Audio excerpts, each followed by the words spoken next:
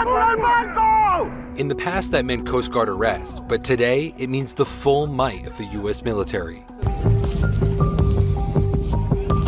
Yeah, just be careful we don't fall over them.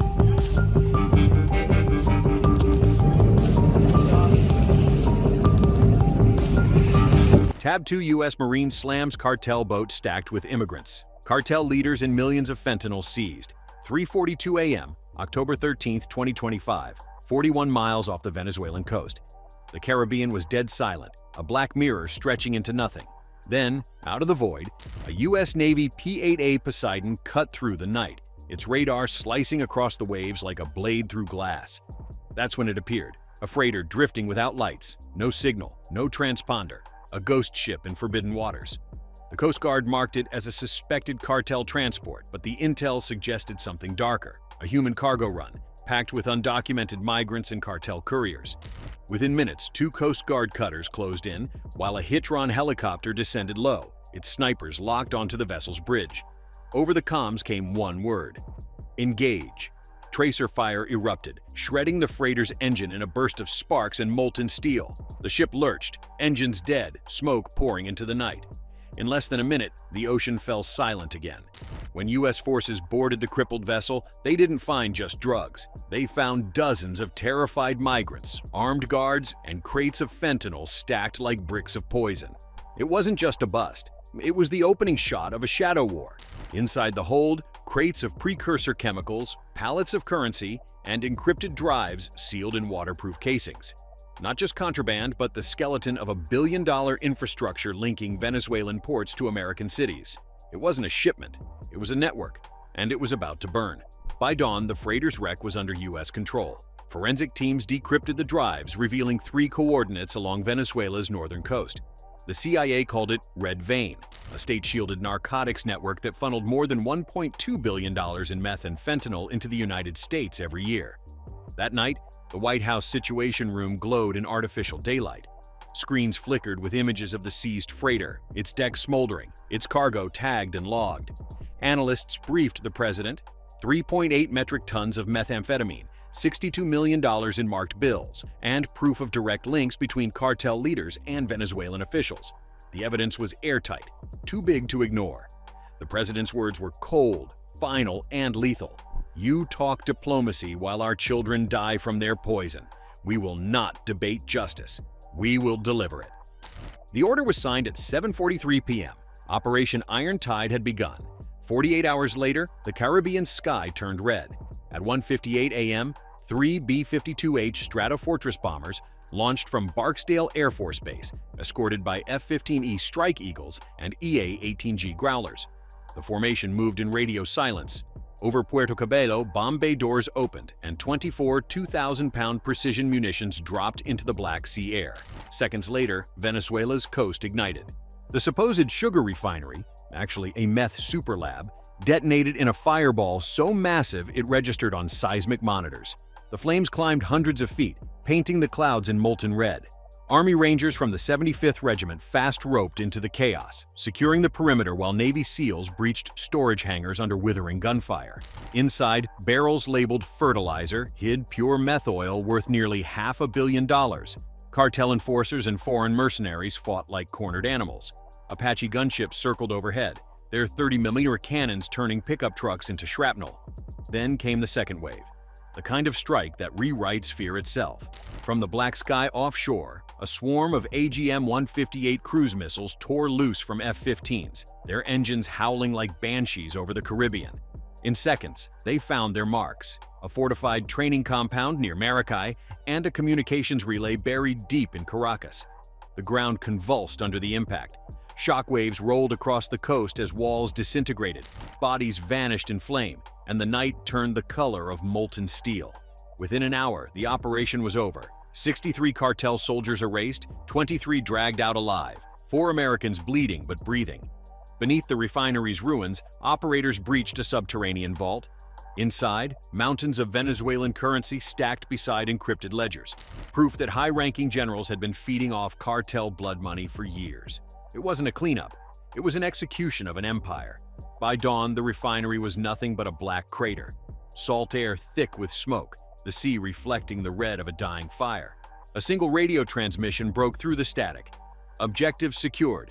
When Caracas woke, the skyline was still burning.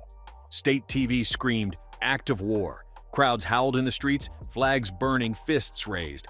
Russia thundered condemnation, Iran promised vengeance, and China stayed silent, watching, calculating. But the satellites didn't lie. No homes hit, no civilians killed. Just 3 precision strikes, cold, deliberate, and absolute. The message was unmistakable. America had reached across the sea and delivered judgment. Inside the Pentagon, the air crackled with a kind of cold satisfaction, the kind that comes after a storm of fire. Meth prices across Colombia had cratered overnight. Cartel couriers were burning their own stash out of panic. The trendy Aragua syndicate, a monster that once ruled the Caribbean with bullets and blood, was eating itself alive. Operation Irontide had ripped through its empire like a blade through rotten flesh, and for a brief moment, it felt like the world had just witnessed a clean kill. But victory didn't stay pure for long. Within 48 hours, the internet erupted like shrapnel. Grainy night vision clips flooded every feed, soldiers shouting, tracer rounds slicing the dark, water boiling with fire. It looked like war. It felt like proof. Millions believed it. Then came the journalists, sniffing for truth. The Pentagon went silent. No logs, no records, no trace. PBS, Reuters, Al Jazeera, they tore it all apart, exposing the so-called evidence as a digital chimera. Spliced combat footage, recycled drone shots, AI hallucinations stitched together to sell a legend. And yet, the story lived on. Politicians paraded fake numbers, claiming 100,000 lives saved. Experts scoffed. Fentanyl doesn't sail on freighters. It drives through border towns. But logic was no match for adrenaline. The myth was louder than the math, and the world chose to believe the lie that made them feel invincible. Because myths give people something numbers never can. Catharsis. The idea that somewhere, someone was taking revenge for every overdose, every destroyed family, every empty chair. The viral clips weren't about evidence. They were about emotion. And emotion spreads faster than truth ever will. By mid-2024, America's real war on fentanyl had already turned. Over 73,000 overdose deaths marked the peak. But that curve was bending down before any boat raids. The victories came not from airstrikes, but from data, from joint operations, from small-town task forces that nobody filmed. The DEA's 2025 threat assessment spelled it out clearly. Real maritime interdictions are multi-nation operations, built on intelligence and cooperation, not cinematic raids. The biggest fentanyl bust of 2025 didn't happen on the ocean. It happened in a U.S. warehouse. 400 kilograms seized, 16 suspects arrested, and barely a headline because it lacked spectacle. But the internet didn't want quiet victories. It wanted vengeance with visuals, and Irontide, real or fiction, gave it exactly that. Then came the twist. Investigators traced the viral footage to AI-assisted storytelling collectives, hybrid creators blending classified aesthetics with fiction to blur the line between fact and fantasy.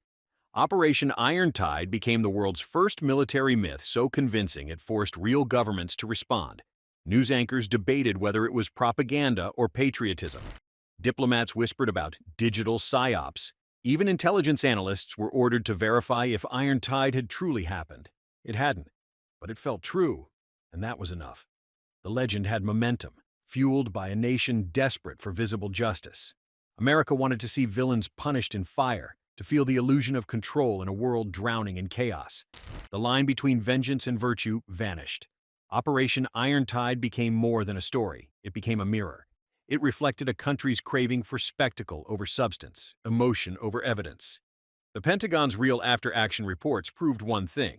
True success comes from intelligence, patience, and precision, not from the fantasy of justice from the sky. But the legend was too powerful to die. Across forums and cable news panels, people said the same thing. At least someone's fighting back. They didn't care if it was true. They needed it to feel true. In a digital age where facts drown in emotion, Irontide became the stand-in for a justice system that people no longer trusted. The psychology behind it was darker than any military briefing. Humans crave symbols more than statistics. The explosion becomes redemption. The myth becomes memory. And in that transformation, truth becomes optional.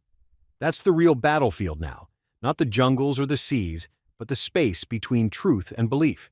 The space where fiction can masquerade as history and outrage can replace evidence. America's hunger for retribution has always been real, but now it's algorithmic.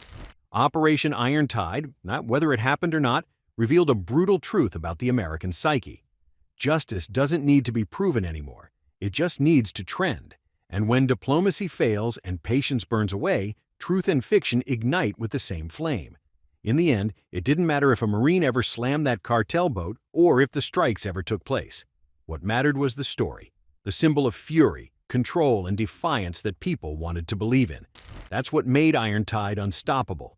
Because in today's America, when justice doesn't knock, it strikes, it burns, and it leaves a scar on the world that no one can ever erase.